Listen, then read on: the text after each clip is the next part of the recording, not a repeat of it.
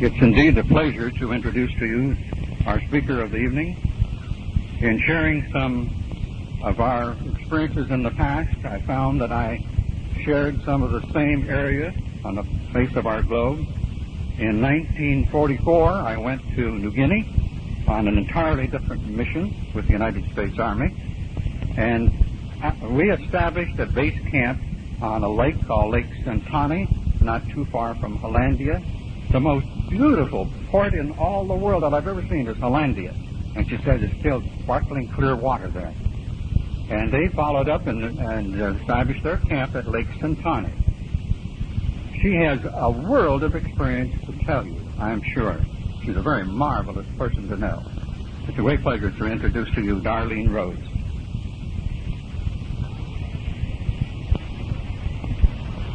It's a real joy for me to be here tonight with you.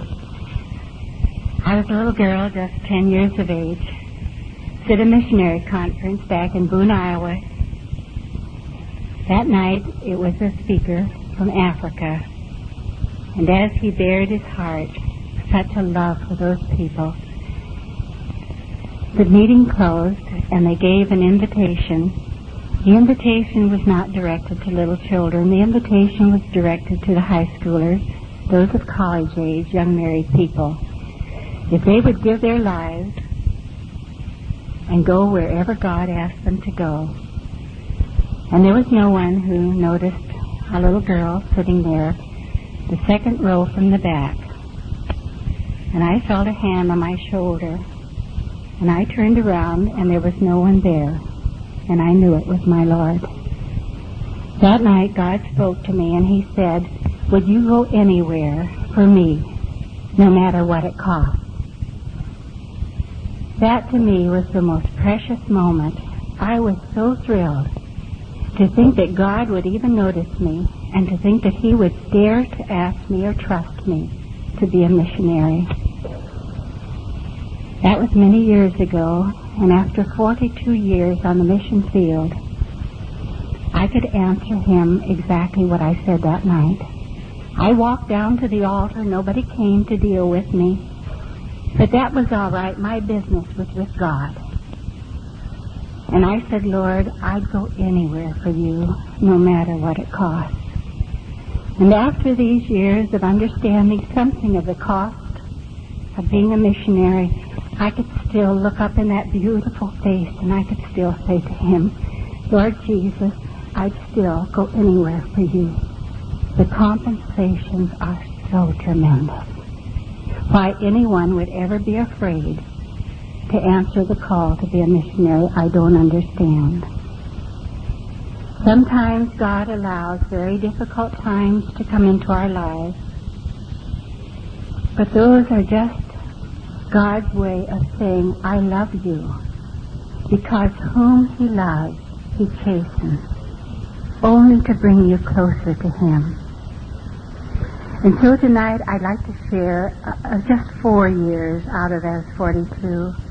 I'd just love to have the time to spend hours with you to tell you what God has done not only for me. And really in the last analysis, it's like Dr. R.E. Jaffrey, our field chairman, said, you never go any farther in your outreach to people than you go deep with God. And as in the physical world, it's pretty much the same. Each begets after their own kind. But I would like to share these 4 years with you, not because I want your sympathy, not because I need your sympathy. Rather, I think you could envy me, that the Lord was so patient and spent so much time with me. But I want you to know that the God of Abraham and Isaac and Jacob and Elijah and Daniel is alive tonight. And He's very well. It was just the morning of Pearl Harbor when we stood up getting ready to go to church, and church starts at 7 o'clock in the morning, and all our Bible classes started at 7 o'clock. And we flicked on the radio, and that day we heard that Pearl Harbor had been invaded. Can you believe at this late date that in 2 months that the armies of Japan had swept across, taking China, and Hong Kong had fallen, and the Britishers kept telling us that it would never fall. And into Vietnam, and Cambodia, and Laos, and Burma, and down in the back door they entered the British Malayan Peninsula, and Singapore, that was never to have fallen, had fallen. And 2 months after Pearl Harbor, we were prisoners of war. I remember the day when, and we were about 60 kilometers up in the mountains, and I remember that day when we heard that the invasion had come, and the shock troops had poured over Brombong, another beach. All the fortifications were at Makassar on the coast, on the island of Celebes.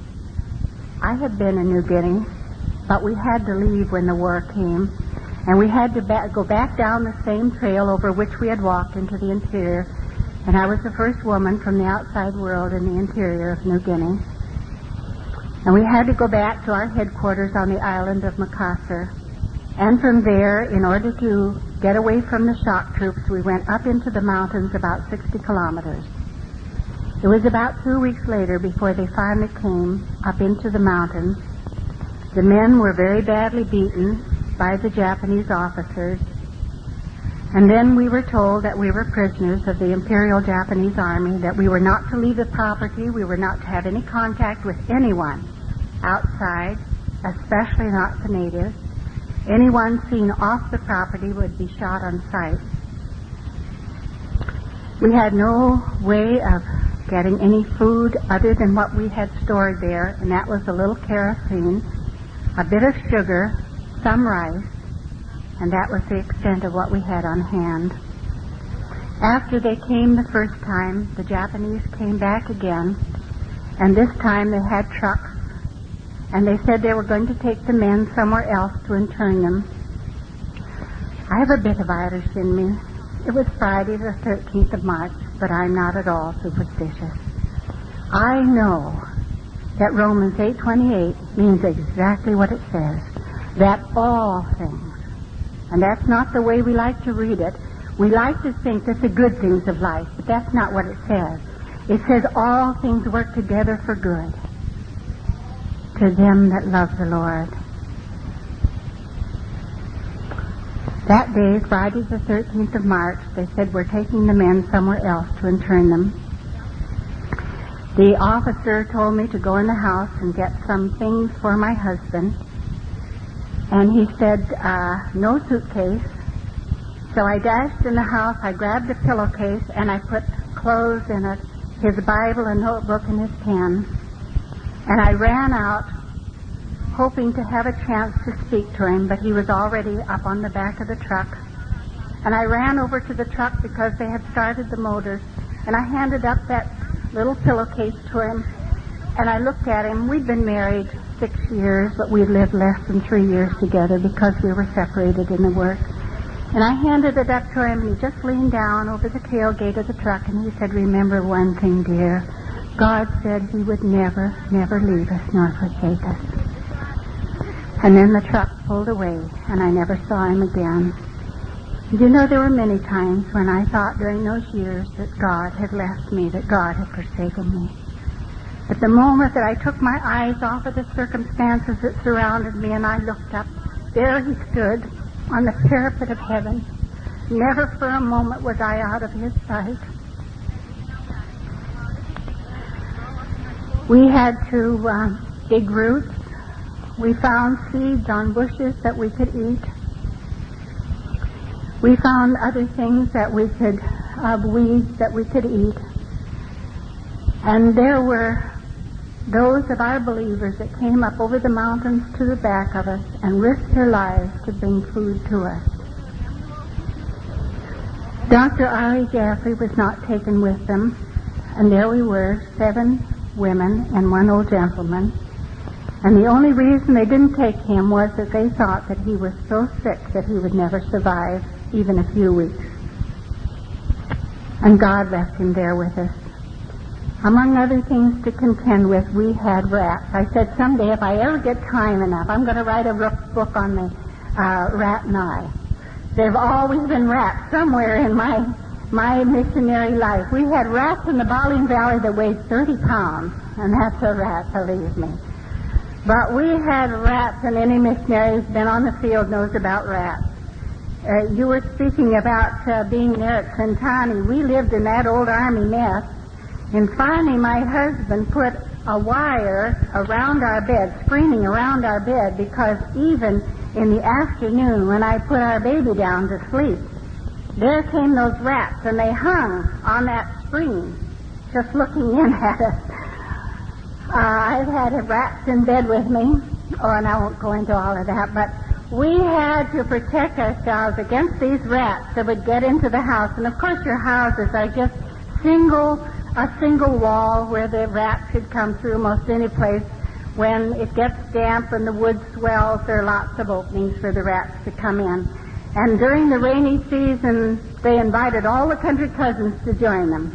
Rats in that house, even in the daytime. So every evening, before we went to bed, Miss Jaffrey and I was staying in the house with Dr. and Mrs. Jaffrey and their daughter Margaret. And every evening we went through that house, the two of us, armed with a broom, and we would run all the rats that we could find into the kitchen, because it was the only room in the house where we could shut both the doors and shut off their exit. They couldn't get out. And we fought those rats until we killed all the rats we had corralled. And then we would go back and try to find others. And when we felt we had cleaned out all the rats that were in the house, then we would go to bed.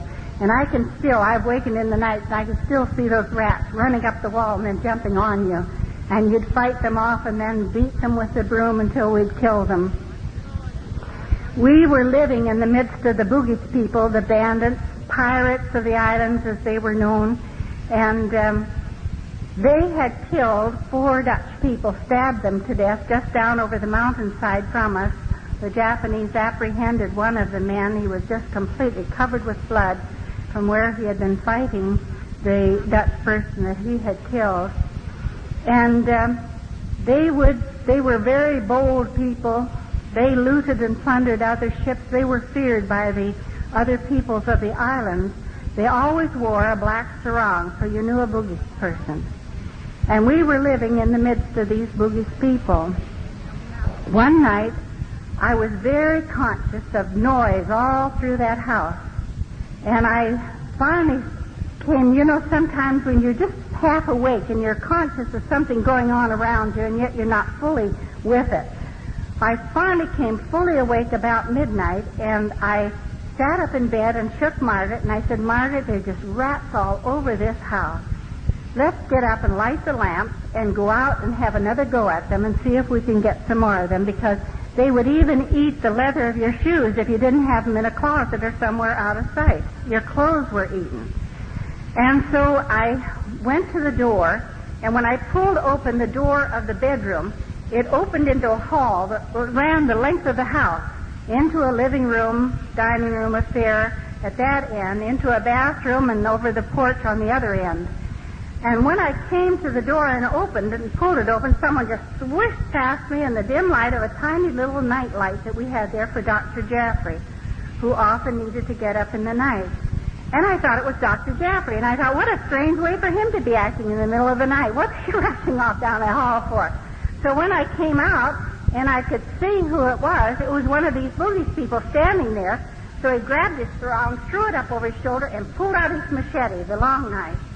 And why I did what I did, I can't explain it, because I'm really quite a coward. But I started down that hall after him. He was a bigger coward than I was, because he just looked shocked to think this woman was coming after him, and he turned and he ran, and I followed him right through that bathroom, right out of over the porch, down over the mountainside.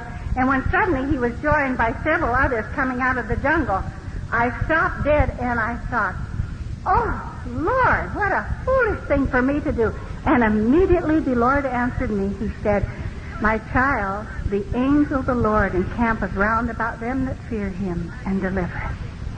I turned around and I walked back. I tried to get a hold of the doorknob, and I realized that they They're very clever with their machetes. They had carved out the nicest porthole you ever saw, removing the doorknob, the lock, the key, and everything that went with it. So I pulled that shut, and by this time the rest of them were awake, and Dr. Jeffrey said, well, what's wrong? And I said, oh, we've had bandits in here, boogies people.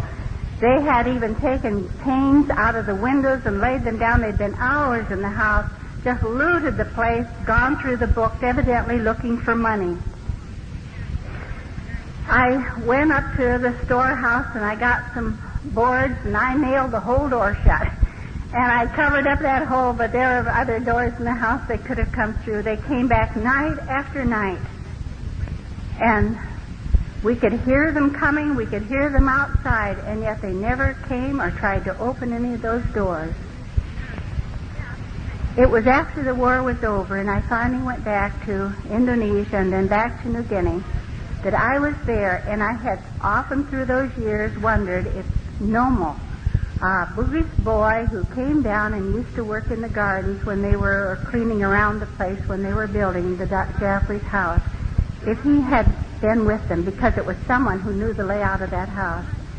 And so I found him at one of our conferences, and I went to see him, and I said, Nomo, were you one of those that came there in the house that night that stole all the curtains and all these other things and went through the books? And he dropped his head and he said, yes, he said, and you know, he said, we came back several nights after that, but you had all those people in white on guard out there. The angel of the Lord encampeth round about those that fear him. And beloved, I'll tell you one thing, if I didn't know that God's angels were round about me, I don't think I ever would have stayed in New Guinea. There have been so many times there in New Guinea when for months at a time we didn't know if we'd be alive the next moment or not. Our house has been surrounded. They have tried on many occasions to kill us, and yet God's angels have kept those people from killing us. I remember the nights when with our two little boys in just a little aluminum shed with an aluminum roof, we would awaken in the night because the boys were screaming. They had nightmares. They told us later that they had been out there working black art on our children. They have something that's almost like voodooism, where they take a potato to represent you, and then with a little spear made from the shin bone of a bird's leg, they would make this little spear, and they would sit around a big net in the chief witch doctor's house, and they would spear that thing saying, Horasi Watlaga, Horasi Watlaga, Horasi Watlaga, Mr. Rose is dead, Mr. Rose is dead, Mama Horasi Watlaga, Mrs. Rose is dead, Mrs. Rose is dead. And my husband took very ill at that time. And those people knew it, and they sat on either side of the strip that he was making for the plane so that we could have contact with the outside world again. There were many times when 6 and 8 months we'd be totally cut off from the outside world. We had no mail, we had no supplies, and that was no problem. But there were nights when I would hear them there, and their 16-and-a-half-foot spears would hit the aluminum roof of our house, and our children would cry out. And I would go and I'd pull those little boys into bed with me, and I'd say, Lord, I'm so glad to be here, but do I have a right to bring my children into this? Somehow his presence would fill that room, and we would go to sleep and never even knew when they left the place. And in the morning we'd find all these little things that they'd left outside that was used in their black heart. God's angels still protect his own. We had started to make a garden. We were trying to plant some things, and one day they came and said, we're going to take you somewhere else. We're going to intern you. You're living in too much luxury. Well, if you know what the houses are like there, you know that was a misstatement. They took us from this place where we had been 5 miles more up into the mountains, and then they pointed across at some little shacks that were on a mountainside. We had to go down into the valley and up to these shacks, and they said, that's where you're going to stay. And they left us there. And then we really had to scrounge for food because our Christians couldn't get into us. I remember this one seed in particular. It had the most beautiful quality. The more water you added to it when you were cooking it, the more it swelled, and our stomachs were full. And we called it bird seed because We would stand out. We had just a little lean-to outside. We cooked over an open wood fire. We would get our firewood out in the jungle. And we would stand there and stir this. And the one song I remember above all else, and I blocked out an awful lot about that time. But I remember standing there singing, "He makes the rose the object of his love. He guides the eagle through the pathless air, and surely he remembers me. My heavenly Father watches over me." Then one day they came and said, "We're going to take you somewhere else to intern you." We were allowed to take 2 changes of garments with us. I was just within 6 months of my furlough when the war broke out, and I was taken prisoner.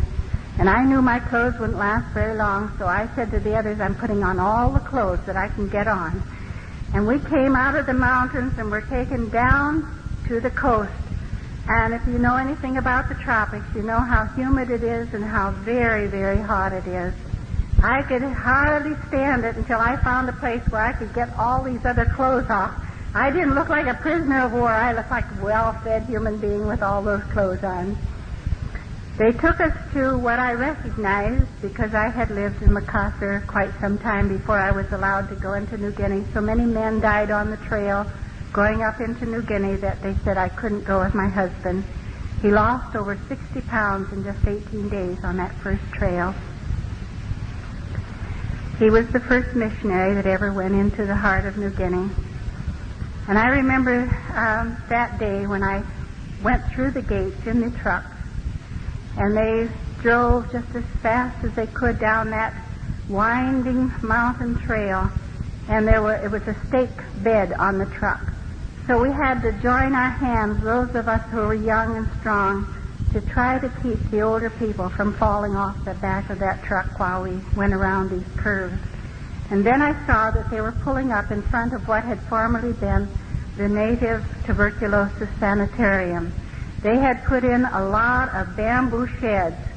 There was a dirt floor, double-decker bamboo racks, grass roofs, no windows, and we were told just to find the rack somewhere where we could sleep that night, and then they divided us out. And because most of the people of the 1,638 women and children were Dutch, they separated us who were, they called foreigners, and we called it the Heinz Barracks because we were just about 57 varieties. We had Jewish people and Indonesians from various islands. We had Germans, Danes, people from Java who were Eurasians. We had English people, Scots people, Americans, Russians. So we called it the Heinz Barrack, and I was chosen as head of this barrack, the largest barrack in the camp. I know that one of the reasons that God kept us together was that first night after we came in and found a rack on which to sleep, that I asked the people if they would come forward and we would have a time of prayer. And I read in the 2 languages, Dutch and in Indonesian, and I would pray with the people. And there were out of those people those who came to know Jesus Christ as their personal Savior. We who were young were put on building roads. We felled trees. We worked in the rice fields and mud up to our hips. We raised pigs for the Japanese. Even if there wasn't sufficient food for the people to eat, we had to have 3 hot meals a day cooked for those pigs. The camp commander would go out into the villages. He would kill dogs, bring them in. We skinned them, cut them up, cooked them with the stems of the banana plant so that those pigs could have a hearty diet. They brought in the garbage that came from Makassar from the Japanese officers. We always gave it the finger test. We'd run our hands through that garbage, and if it was big enough to stick on our hand, it wouldn't go through our fingers. It was big enough to eat. We learned to eat dog livers until they caught us once, and we were threatened that we would be badly beaten if we were caught taking the nourishment that the pigs needed. When they butchered the pigs, we were allowed the entrails, and there are many things that go with being a prisoner of war. we got dysentery because we had all of these pigs. We had flies, and flies carried dysentery, and we didn't have proper facilities for bathrooms and so forth. Whenever a little bit of soap was given, we even took our baths with our clothes on to save the soap so that we could wash our clothes. Those of us who were under 30, and I was still in my early 20s, were issued shorts and a sleeveless blouse. And we went back and forth from our work. If you were cooking for the barracks, you were up at 4:30 in the morning. We cooked in great big drums. One morning the porridge was especially good. Everybody was commenting on it, and of course you couldn't see what you were eating. You just sort of felt in your tin plate with your spoon, and it just tasted like it had been made with chicken. And everybody commented on it, but when it got light enough so that we could see, there were hairs there and there were feathers, and finally the carcass of the rat came to light and part of the bird, and we realized that they must have been having a struggle up on that little ledge above where the big drum with the rice and the water was soaking, and they had fallen in. And of course we just thought it was the best tasting porridge we'd ever had. And I learned being in New Guinea with the people, I've never refused anything the people have ever given me. I've learned how delicious rat can be too. In fact, they're cleaner than a duck or a chicken. Those that come out of the fields, the field mice. We had so many who came down with dysentery that we had to do 2 and 3 jobs a day. We had quota of work that had to be done. And so we would run from one job to another, unloading the trucks. I had them throw a 150-pound sack on my back. If the sugar or whatever it was had gotten wet, I have stumbled under a 300-pound bag. I'd watched the coolies down on the coast many times how they shift their load, and I practiced it until I could do it, and I was determined I was going to carry that and not buckle under it. And we carried these heavy loads for them, unloading the trucks. So many people came down with dysentery till we had a third of our camp down in bed. We tried to build a little, we called it our hospital, but it was just a little shed. And those that were in the last stages of dysentery, we set guards around their beds because the rats came to try to eat their bodies. They could smell death.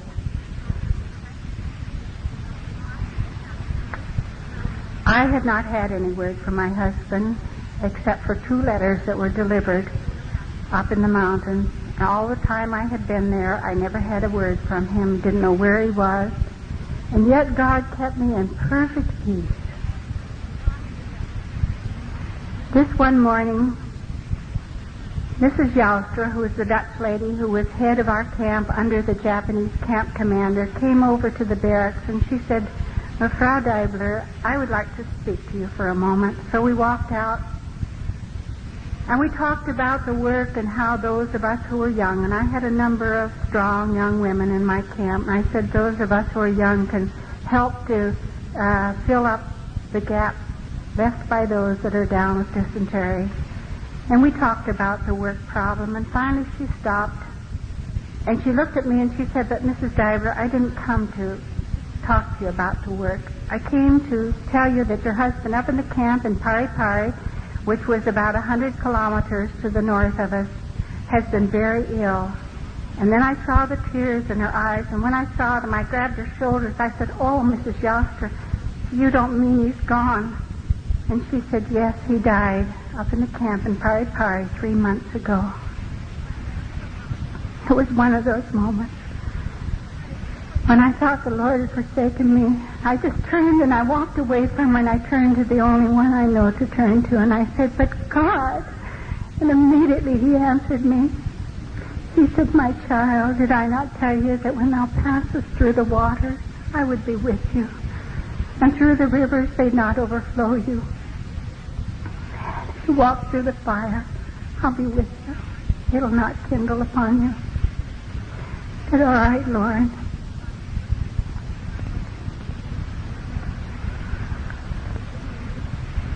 I learned to know what the comfort of the Holy Spirit is. It's real. I had to walk down the corridor of time many years before he could tell me why Russell was taken. I could thank him for it. The doctor finally came to the camp after the war was over, and he said if it hadn't been for that terrible condition of his heart, I think I could have brought him through. But he said his heart was so bad that if he had lived, he had been an invalid the rest of his life. And I could think what a terrible thing that would have been for Russell, who had been nothing but a pioneer missionary all his years there. He opened up the work up in Borneo, where in less than 10 years God gave us more than 10,000 believers among our diaspora headhunters. And then he opened up the work in New Guinea, where today there's an indigenous church that stretches from one side of the island to the other, where we've gone.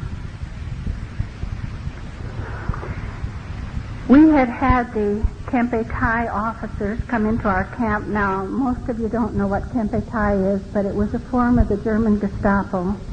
And we had them come into the camp, and sometimes women were taken away, and those that were taken away and were finally brought back to the camp never talked about what had happened to them.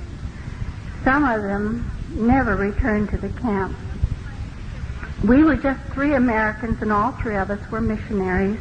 They were my fellow missionaries there in the camp. Another American woman was later brought in from another area. And this day they came and they said they wanted to see Miss Kemp and Miss Seeley, my fellow missionaries, the Americans. And so they took them over to the office, and they were there a little while, and then I saw them get into the car, and we always knew the Gestapo car because it was the most beautiful car on the island. It was a beautiful black limousine. And they got in that car, and we saw them being taken out of the camp, and they were gone. And the days went by, and we all prayed that somehow God would bring them back. And I couldn't understand what they could have done, why they could have taken innocent women like that. And 2 weeks we waited for them to come back, and we had our own signals of way we sent messages across to one another around that whole camp. And somebody whispered that they had sighted the Gestapo car. And everybody stopped and watched when the gates finally opened, and in came the Gestapo car, and I waited to see Miss Kemp and Miss Seeley step out of the car. They didn't get out. They were officers. And they went up into the office of the camp commander, and I knew in my heart they'd come for me. So I started to walk over toward the office. I dropped my hoe. I was building a road that day, and I dropped the hoe, and I started up toward the office. And suddenly the young man came running out, and he said, "Yes, come quickly, they're calling for you." So I walked into the office of the camp commander, and these men were walking around me and laughing, and though languages have come easily for me, I tried not to learn Japanese. You were better off not to know it because they thought you were learning it for spy purposes. As head of the barracks, I had to learn certain commands to give when every night we were checked through to make sure that everyone was in the barracks. And I had certain commands to give to the people when we had to bow to the camp commander, when they had to greet him. But other than that, I didn't know Japanese, and I could understand only one thing they were saying, America, and then they would laugh. And finally, one of the young men of the group, he stepped across and he put down a piece of paper on the table in front of me, and I looked down at it, and I saw Darlene Deobler written on it. And he said, "Is that your name?" And I said, "Yes, sir, it is." He was speaking Indonesian. I said, "But I didn't write it." He said, "I didn't ask if you wrote it." He said, "But that's your name, isn't it?" And I said, "Yes, sir, I'm Darlene Deibler." He said, "What do you know about Morse code?" And then he began to tap out messages on that table. Of course, I didn't know Morse code. And I said, "Sir, I don't know Morse code. I have never learned Morse code." He said, "We will see about that." And what he was tapping out, I don't know. But I was supposed to respond to it. I didn't because I didn't know Morse code. He said, "Go back and get another dress. We're going to take you somewhere else to examine you." I ran back to the barracks. I grabbed another dress. I grabbed my Bible. And I came out.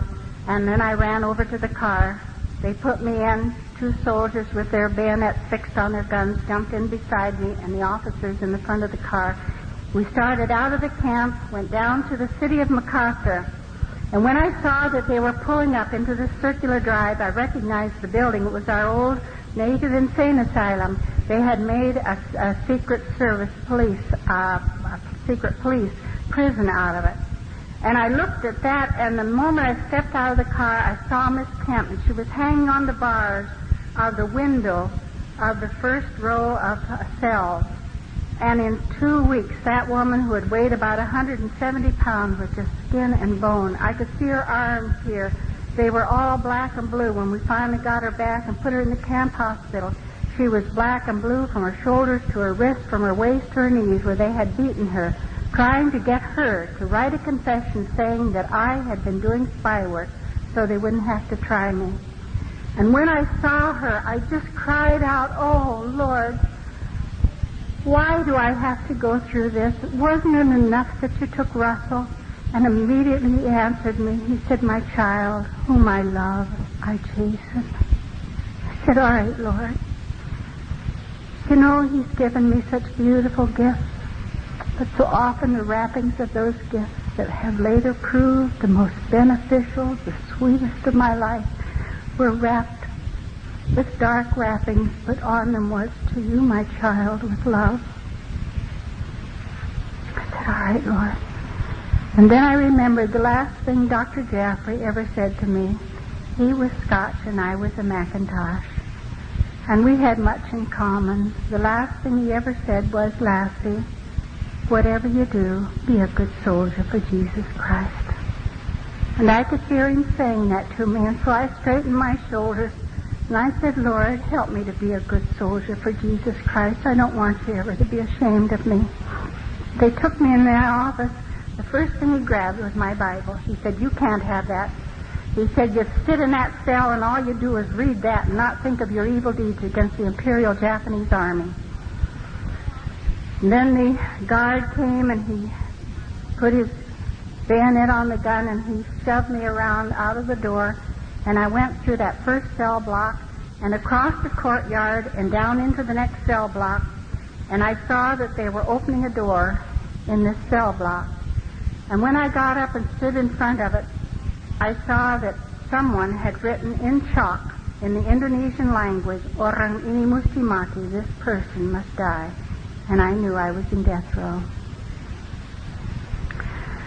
When that door went open, he got his hand behind me and he shoved me into this little 6-by-6-foot cell.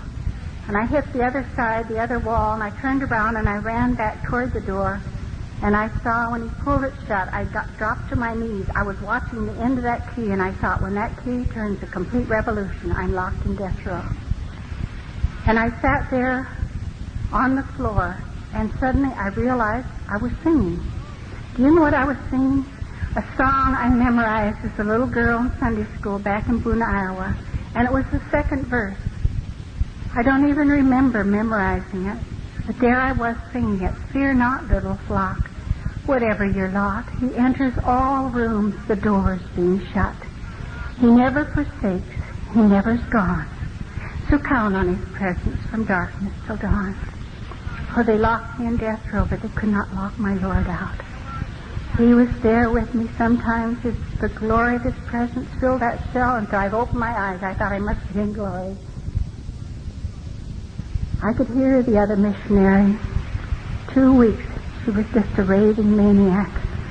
Oh, the cacophony of sounds that I heard from there was worse than anything. And I would close my ears, trying not to hear it, trying to understand what had happened to that woman. And I can't tell you what happens to prisoners. They left me there for 18 hours. And I knew one thing, that if you did anything in your cell, I knew of prisoners that had to eat their fecal matter off the floor. I was not given any food. And finally they brought in a little plate of rice, and it had a tiny bit of brown sugar on the top of it, but I couldn't eat it. And the guard grabbed it back and he said, "So you don't like it? You'll never get any sugar again." And I never did. They found out I had dysentery. I knew I had dysentery, but somebody had to work. So I never said anything about it. I had dysentery, And they realized it soon, and they said, you can't have the rice anymore, so they put me on rice porridge. And when that first tin plate of rice porridge was slung across the floor of the cell, the only opening in that cell was a tiny little transom above the door. They had completely boarded up the bar and barred up the window in my cell so that nobody would know who was there. And when they threw it across the floor like that, I saw in the dim light this white stuff on the top. I thought it was coconut. I was so excited, and I said to myself, oh, jolly, somebody knows I like coconut. Somebody's put coconut, raw coconut, on the top there. So I pulled it over to me, and when I got it up to where the light shone on it, I realized it wasn't coconut. Worms, it was just full of worms. And, of course, with the dysentery, these big blue bottle flies by the hordes were coming into that cell. And they were all over my porridge, and I decided that first day, I couldn't eat those worms. And I pushed them up to the side of the plate, and the flies were all around, and I, of course, had no spoon, and I was trying to dip it up with my fingers and trying to keep the flies off at the same time, and there were stones in it and chaff. It was the winnowings from the Japanese officers. And finally I decided after a few days, well, if those flies could eat those worms, so could I. So I just ate it off. I didn't bother to take anything out. And I'll be honest with you, I could bow down my head and say, thank you, Lord, for this rice porridge. I knew I could be there without anything. Hearings, I was taken to the hearing room time after time. They said I had been an American spy. A Chinese fellow came, testified against me. Said he'd seen me up in the jungle, up in the mountains. I had a radio that I was having contact with the flyers. I was reporting what they were doing there on the island. It was just ridiculous, and I'd say that isn't true. I have never had a radio. I have had no contact with the Allies. And then you'd get infinite riches in Jesus. He giveth and giveth and giveth again. And I knew I could go through another one and another one and another one until I was sentenced to be beheaded as an American spy. I was having malaria attacks. I not only had dysentery, but I also got cerebral malaria. And it's usually fatal. But this one day, I just felt I had to get some air on my face, and so I put my door, thank goodness I had a training in gymnastics, and I pulled myself up the bars of that window until I could reach this transom above the door.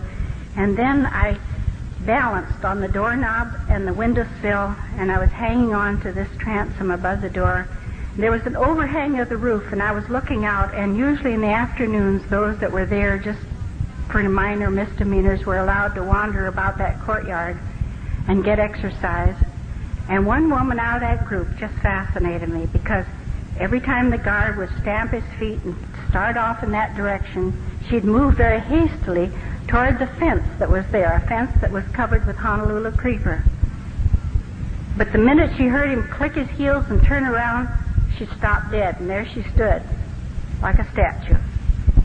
And I'd look at her and I'd think, well, she wants to go over there. Why doesn't she go over there? But when the guard turns going out there she was, making her way over to the fence, and then she stopped dead again. And that was so interesting to me, and I couldn't figure out what she was doing.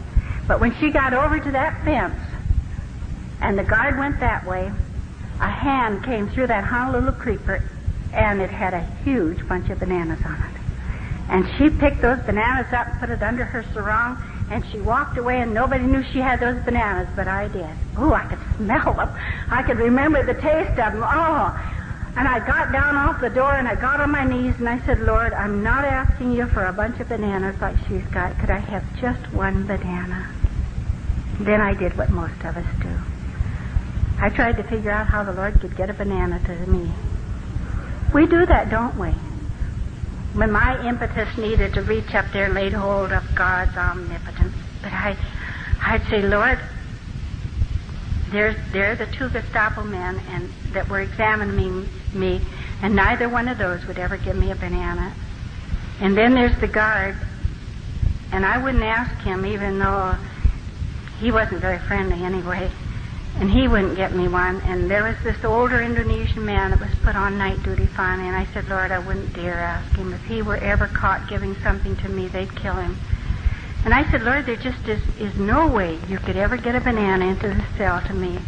But I said, Lord, please don't think I'm not grateful for this rice porridge, because I really was. I was thankful to have every day about 2/3 of a cup of rice porridge, and that was the sum total. No salt, no milk, no sugar, no nothing, just rice and cooked in the water. The next morning, and I could always tell, I think it's like a person who is blind, other senses become very sensitive and keen. And I could tell when it was the guard, I knew the way he walked. I knew when the officers were coming. Very often the ships would come in to get fresh supplies into Makassar. So we were brought out and we were paraded before them, and we had to continue to bow to them. If you didn't bow low enough, they struck you across the back. They always carried rattan canes. And I heard them coming, and I knew they were officers. And by this time I was so weak that I just had to school myself and say, Lord, I've got to get up, and I've got to be able to stand there and make my bow properly. So give me the strength. And I pulled myself up on the bars of the window until I was erect, and I was waiting for the door to come and open. And when the door finally went open, I looked at who was standing in the doorway, and it was the Japanese camp commander from that other camp from which I had been brought down to this Gestapo prison. And he was smiling. And during those months, I hadn't seen anyone smiling. I hadn't seen a friendly face anywhere. I was so thrilled, I just clapped my hands. I said, oh, Tuan Yamaji, seperti lihat sobat yang lama. I said, Mr. Yamaji, it's like seeing a friend. And the big tears came in his eyes, and he just turned and walked out of the cell. I don't know what he said, because as I told you, I tried not to learn Japanese. But I think that he was telling them about the day when I heard that Russell was dead. He called me over to his office late that afternoon, and he said, Nyonya, you're very young. He said, this is war. And I said, yes, I understand that. He said, you know what you heard today, many women up in Japan have heard. I said, I understand that too, Mr. Yamaji. He said, you're so young, one day the war really will be over, and you can go back to America, and you can go dancing, go to the theaters, you can marry again. And I asked his permission to speak to him, and because you always had to ask permission first before you spoke to them, otherwise you would be slapped. And I know what that's like. So I said, Mr. Yamaji, may I speak to you? And he said, yes. And he pointed to a chair on the other side of his desk, and I sat down on it. And I said, Mr. Yamaji, I want to tell you about someone perhaps you've never heard about. I didn't know who he was until I was a little girl, just 9 years of age, back in America, in Boone, Iowa. His name is Jesus, the Son of God. I said, that's why I don't hate you. I said, God brought me out here to tell people that God loved them and Christ died for them. And I said, that's why I don't hate you. I said, I don't even know. Maybe this is why God brought me here, Mr. Yamaji, to tell you that he loves you and he died for you, and that through his blood you can know what it is to be clean from your sin. And by this time the tears were just running down his cheeks. And I said, Mr. Yamaji, I don't sorrow like people who have no hope. I know that someday I'll see Russell again over there. He finally just stood up and he went in his bedroom, and I could hear him crying in there. And I know that God touched that man's heart. And I knew that from that moment on, that man was my friend. And there he stood, and he was talking to these men, and their heads kept getting lower and lower. I think that's what he was telling them. He finally came back in, and I didn't know at the time. He told me later that they had been up to the camp 4 days before and had told the people there that Mrs. Deibler would never return to the camp, that she was dying of tuberculosis, because they did not want them to know that I was to be beheaded as an American spy. He said, I'm going back to the camp now. Have you any word for the women back at the camp? He said, you're very ill, aren't you? And I said, yes, Mr. Yamaji, I am ill. I weighed 60 pounds when I finally came out of this cell. I said, yes, I'm very ill, Mr. Yamaji. He said, have you anything at all that I can tell the women? I said, oh, yes. When you go back, Mr. Yamaji, will you tell them for me that I'm all right? They'll understand, and you'll understand. I'm still trusting in the Lord. He nodded to me. He turned around. He walked out of the cell. The door was full shut. And as soon as I heard them leave, I realized I had not bowed to those Gestapo men. And I sat down on the floor and I said, Lord, why didn't you help me to remember? Just as soon as Mr. Yamaji's gone, they're going to come back and get me and take me back to the hearing room. Oh, Lord, why didn't you help me to remember? And then I heard the guard coming, and I knew he was coming for me. So I stood up and waited for him to open the door. When he opened the door, he walked in, and he just laid them all on the floor. Do you know what they were? Bananas. I sat down, and I counted them. There were 92 bananas. I really don't know what you would have done. In all my experience of walking with my Lord, I never felt such shame before him as I did that moment. I said, Lord, I couldn't believe you to get me even one banana. I was telling you couldn't get one banana in here. And I said, look, you've almost given me 100. And oh, so sweetly he answered me. He said, my child, that's what I delight to do, the exceeding abundant above anything you ask or think. Then I wanted to eat them all at once. I knew I didn't dare to. I knew I would be sick. And I knew that I'd probably have to eat it off the floor. So I said, Lord, I don't have very much character, but would you just help me not to eat too many bananas so that I get sick? And there's more I could tell you about this, but the time is going. But one day I peeled the last banana, and the guard came, and he said, we're going to take you somewhere else. And they took me to the Gestapo headquarters. And when I got there, I was taken to where the executions took place. They read all of the notes that they had made on the hearings, and he kept flicking off the pages of all the things I had done as an American spy. And then he said, you've done those things wherever you're worthy of death, and drew his finger across his throat and slapped the hilt on his sword. He began to pull it out. And the minute I saw that sword start to come out, suddenly I realized I was just singing in my heart, I'll live for him who died for me. And I said, Lord, that's a strange song when I'm going to die. He was trying to make me to understand he was yet to deliver. At that very moment, cars were racing up in front of the headquarters. They were slamming on their brakes. You could hear them. They were running. Their officers always wore leather-heeled boots. And you could hear them on the ceramic tile, and they were yelling for this man. And they came and got him and took him into the headquarters, and they were talking to the top of their lungs. I don't know what happened. I only know that somehow in the providence of God, when we lost all of our men and some of our women bayoneted to death or beheaded, that somehow in the providence of God, he spared my life.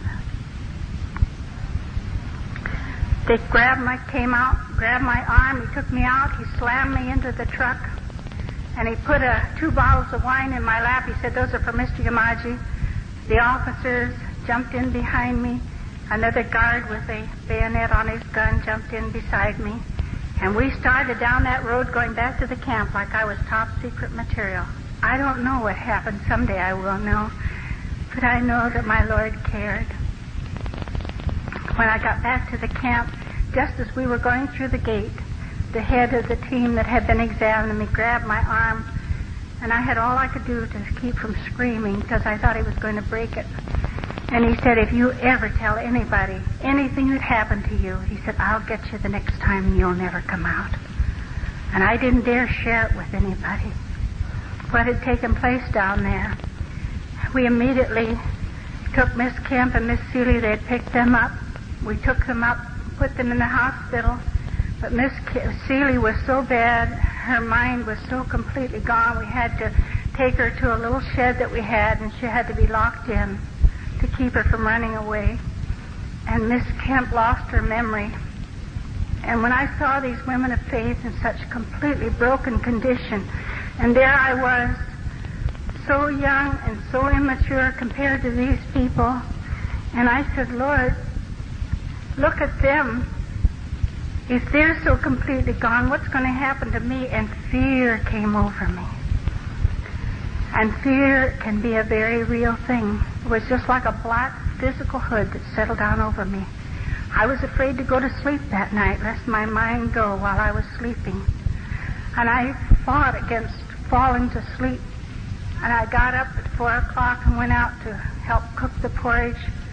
And then, because Miss Seeley was down near where the chickens and the pigs were, I asked permission to go down and to raise chickens for the Japanese so I could be near her. And when I watched that woman with that beautiful long gray hair hanging down her back and most of her clothes torn off, I'd look at her and I'd think, oh, God, how could it happen to such a woman of such faith? Do you know that woman was tone deaf? And she went to China. When I found out she was tone deaf, I said, Philoma, how could you learn Chinese? Because I knew from Dr. Jaffrey that she was one of our finest speakers in Chinese. I said, how did you ever learn Chinese? She said, on my knees up in the attic in Wu Chao. That was the kind of woman she was. And I raised chickens for the Japanese. I had to collect the manure from the chickens, and I had to pound it in one of these big pestle mortars, and I had to sieve it so it was fine like powder and sack it up so they could take it to Makassar and use it for their rose gardens. I'd come back at the end of the day, and I would just cry to the Lord, please don't let me lose my mind. And another night I didn't dare to sleep, and another night I didn't dare to sleep. And I went out and worked during the day until I came to the 6th day, and I knew I couldn't go on any longer. I walked out into that grassy plot where God had met me so many times, and I walked back and forth, and I said, Lord, I've tried with everything that was in me to reach you. And I can't hold on any longer. I don't have any more strength. And I literally threw out my hands, and I said, God, I'm gone, I'm gone. And at that moment, I suddenly began to sing a song written by Dr. A.B. Simpson. Underneath thee, oh, how precious, you have not to mount on high, but to rest upon his promise and in trustful resting lie. And I saw it all. I'd been trying to reach up to God. I've been telling him what a good girl I'd been. I'd been a real good soldier for him. I was trying to commend myself when all the time God wanted me just to rest back, for underneath were the everlasting arms. We had had bombing raids the year before. We had dug our own slit trenches. We had mad dogs coming into that camp. We lost more people killed by mad dogs than we did to the bombing. I stood nights in the rain over that ditch, that slit trench of ours, with an improvised spear that the boys from my barracks had made for me to keep the mad dogs off of my people. This one day, and it was in July of 1944, I looked up and I saw coming out of the distance, I saw the sun on silver fuselages. And then suddenly we heard the sound of the planes. And I called to the people. I said, quick, get to your trenches. The planes are coming. And suddenly we saw that they were coming over the camp, double fuselage planes, P-38 Lightnings, the first time we'd ever seen them. And they were dropping things out of the planes, and we had in all those years no contact with a home, family, no Red Cross packages. We never once had any pamphlets. We didn't know what was happening on the outside world beyond that barbed wire fence. But we saw these silvery things flying out of the backs of the planes, and we began to yell. Some said, chocolate bars. I said, no, they're tin goods. Others said, they're pamphlets. And then we heard the whistling of the bombs, and we knew we were wrong. Over that little camp of just 2 acres square, the American boys laid 5,000 incendiary bombs. I jumped down into the ditch where I was supposed to lie. Everything was going up in flames. The minute my feet hit that bottom of that ditch, the Lord said to me, you borrowed that Chinese woman's Bible. She had an English Bible, and mine had gone to pieces. And she said, look, you may have mine to use. It was an English Bible. And the Lord said, you've no right to let that Bible burn. I said, that's right, Lord. And I ran out. I went into that flaming barracks, and I grabbed her Bible off of my upper rack, and I came out, and by this time they finally opened the gates to let us out of the burning buildings. And when I went through the gate, there were thousands of Japanese soldiers out there waiting for us. They had their machine guns set up, and they turned on you with their bayonets, and they yelled, T-door, and you T-doored. You just threw yourself right down on the ground. They ran across us, no matter who you were. They stepped all over us as they went. The planes were coming back across where these machine guns were. And when they started to fire on the American planes, the planes just turned around, came down, and strafed us with machine gun bullets. Bullets flying all around us, and I dropped my head onto my arm, and I said, Lord, if anybody's alive at the end of this day, it will be a miracle. That day, when the last of the planes had gone and the fire was beginning to cool and smoke was beginning to drop down, I raised my hand off of my arm and I said, Lord, my head off my arm, I said, Lord, it's a miracle. I'm alive. I found one of the other missionaries. We went back to the heap of rubble and ash that had once been our barracks. I said, we ought to get our tin cans. We were eating out of tin cans. Maybe we can find our spoons. Everything else was burned. I had carried one thing with me, and it was my bride's book, and I'd sewn it inside of a native mat. How it ever happened, I don't know, but when that barracks burned, it fell back, and my bed dropped down, and that bride's book, the mat burned away from it, but there it was at the middle section, where the certificate was written in gold ink.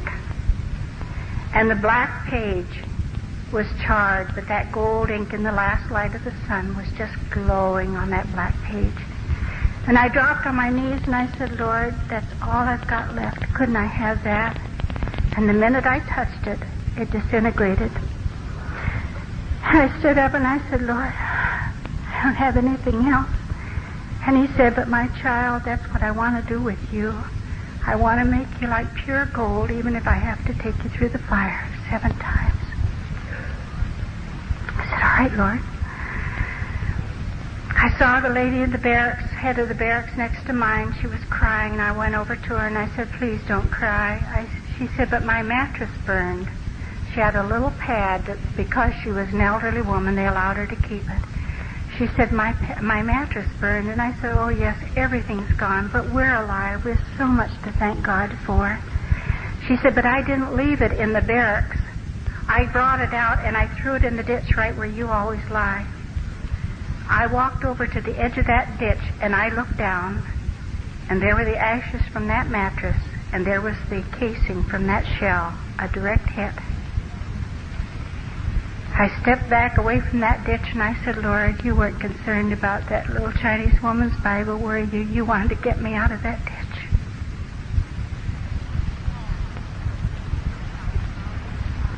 Do you know the one I'm talking about tonight? I walked away from there, and I said, Lord, whatever's left of my life, it belongs to you. We were herded up into the jungle. They had built some shacks up there. They must have known that the bombing was coming. 3 days later, they came back. They bombed us with shrapnel bombs this time. It was awful going through those trenches and picking up little children without arms and legs. And then one day they came and said that peace had come to the world. I must make my story short. Anyway, there had been 300 American boys interned on the coast, and 97 of those boys survived. They rigged up a little radio, sent out an SOS, was picked up by an American plane flying across the island. And they came down, and they started to fly those boys out to get them to medical aid.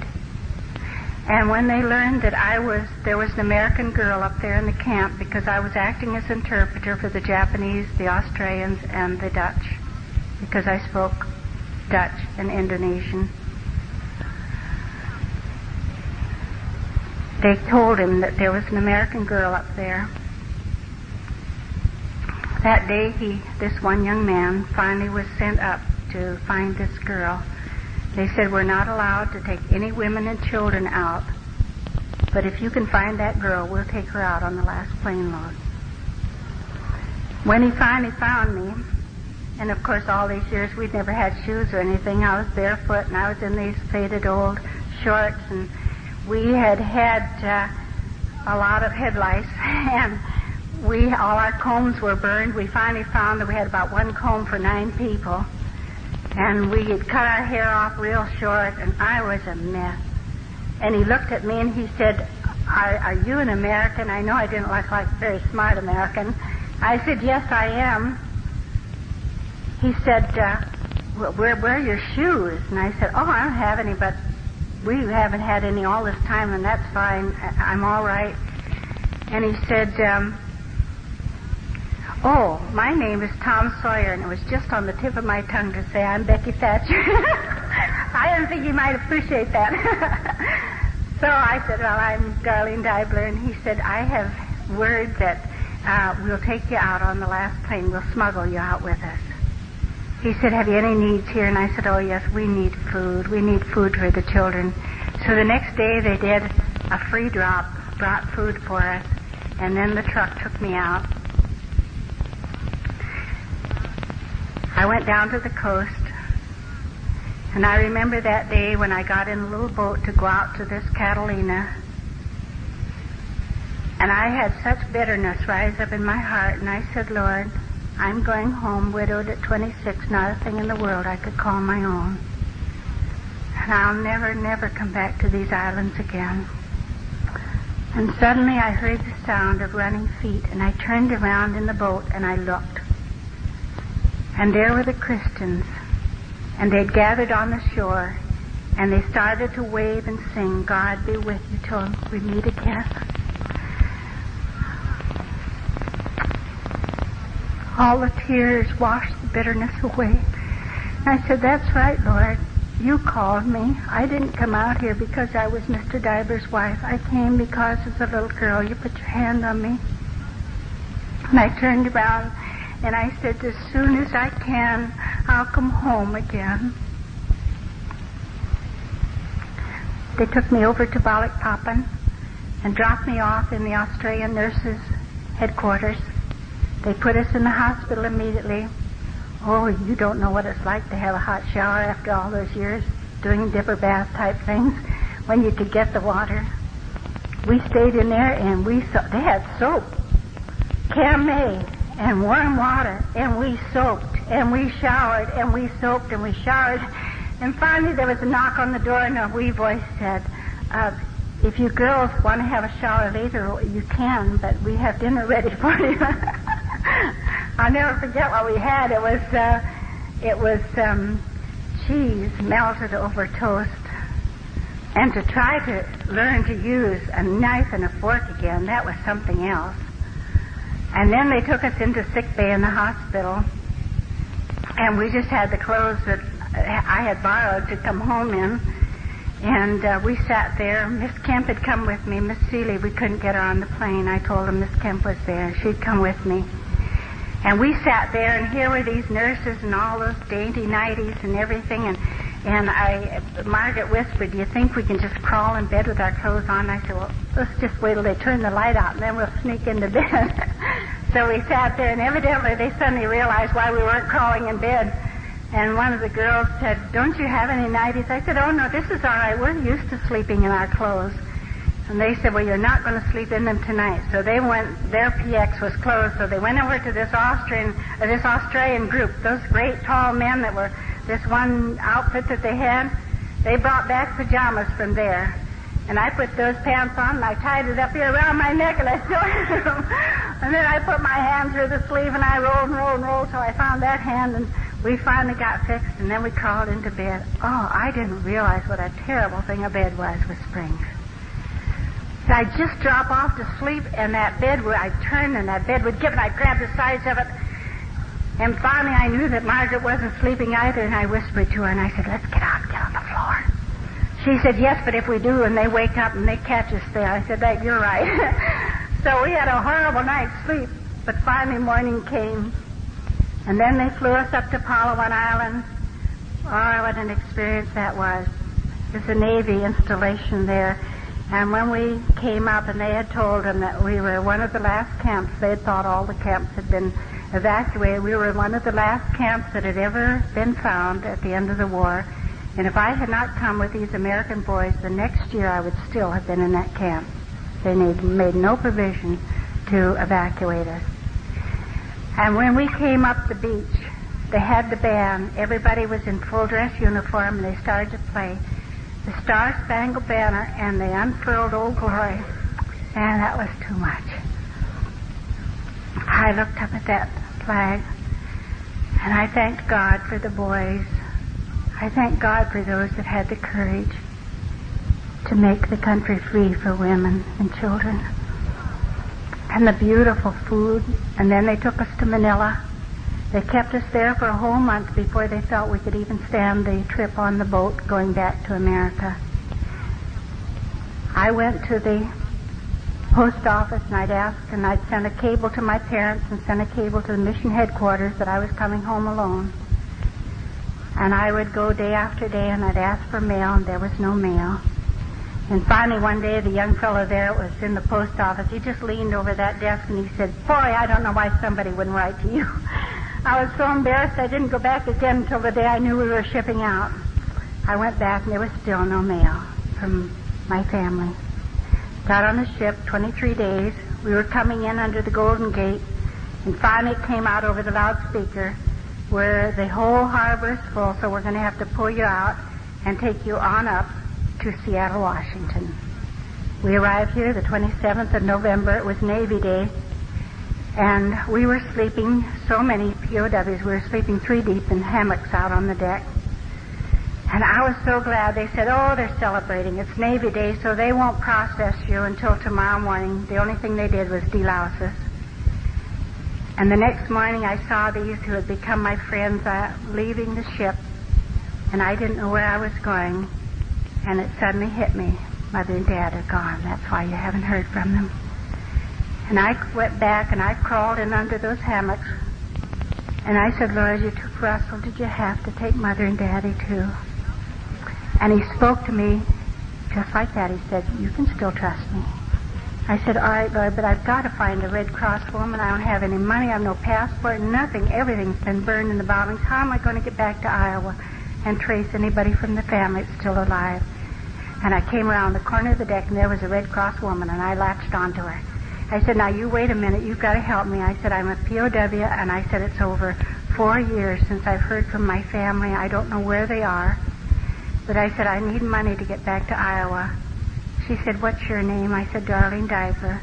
She said, "Honey, I've been on the ship all morning looking for you. I have 3 telegrams. They're all from Mother and Dad." Do you know what God wanted me to do? He wanted me to meet him first and know that I could trust him, even if Mother and Dad were gone. I opened up those telegrams. They said, "We moved out to Oakland, California in 1942. We knew you were on the ship. We expected to meet you. But when they diverted you up to Seattle, Washington, we couldn't make it up there in time to meet you. So there's money for you over at Western Union. You go there and get that money, and you call us collect." You know, tonight, so many times I've said the Lord speaks to me. And people will say, "How do you know it's the Lord?" I think this is the best illustration. I finally got to a telephone, and when I heard that receiver go up on the other end down in Oakland, California, I heard someone say, "Hello, Darlene." And I knew it was Mother. Nobody ever said my name like she did. That's the way it is when I'm out with my Lord. When he says, "My child," I know who it is. I said, "Hello, Mother," and then I couldn't say another word. I just stood there and bawled. So she told me my brother had just gotten in the day before from Germany and that he was fine. The first question he asked was, "Mother, have you heard anything from Darlene?" We were very close, my brother Ray and I. Then she said, "Now you get your ticket and you get on the train and we'll be here to meet you." I went to get a train ticket. When I told the young fellow there at the ticket office that I wanted to get a ticket for Oakland, California, he said, My dear, don't you know a war has been on? Nobody travels but Army and Navy personnel. I just about died. I said, no, I didn't know that. I said, I'm a POW and I just got in on the ship and I'm trying to get to Oakland, California where my mother and dad are. He said, oh, I've got lots of tickets for people like you. And I was in business again as I walked around the streets, and the Red Cross had given us coats, and I noticed that the nap on your coats that year was very short, and this one that I had looked like a shaggy bear or a shaggy dog. So I went back to his ship, and I borrowed the razor from the captain, and I gave my coat a shave.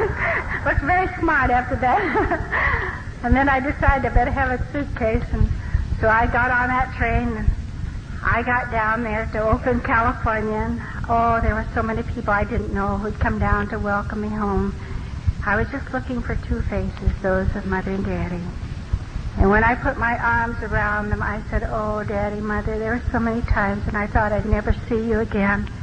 And then as we walked away, I looked up, and I said, Lord, if it's like this to see our loved ones down here, what will it be like when someday those clouds part asunder? Jesus will be there. I'm looking for that day. Come the first week in June, I'm going home to New Guinea again. I'm trying to finish the translation of the New Testament in another language. I've worked in 7 languages out there. I tell you, that's the most valuable possession you have. But you ought not to have it just in here. You ought to have it here and in your heart. My Bible was taken away from me, but that didn't make any difference, because as a little girl, God laid it on my heart. I had memorized volumes of Scripture, whole books of the Bible, and it was all there. How do you know when somebody may take your Bible? How much of it is in your heart? And so I say to you tonight, young people, if he ever lays his hand on you, don't be afraid of it. I never walk alone, for he is with me. I have spent months alone up in the jungle of New Guinea with my people. I've never in 42 years known what it was to be homesick. I love those people. So when I go home, would you pray for us? Would you remember that out there are still areas where nobody has ever gone with the gospel message of Jesus Christ? We stood on the mountain behind our house and looked out at fires and smokes from other villages where no one has ever gone. And so they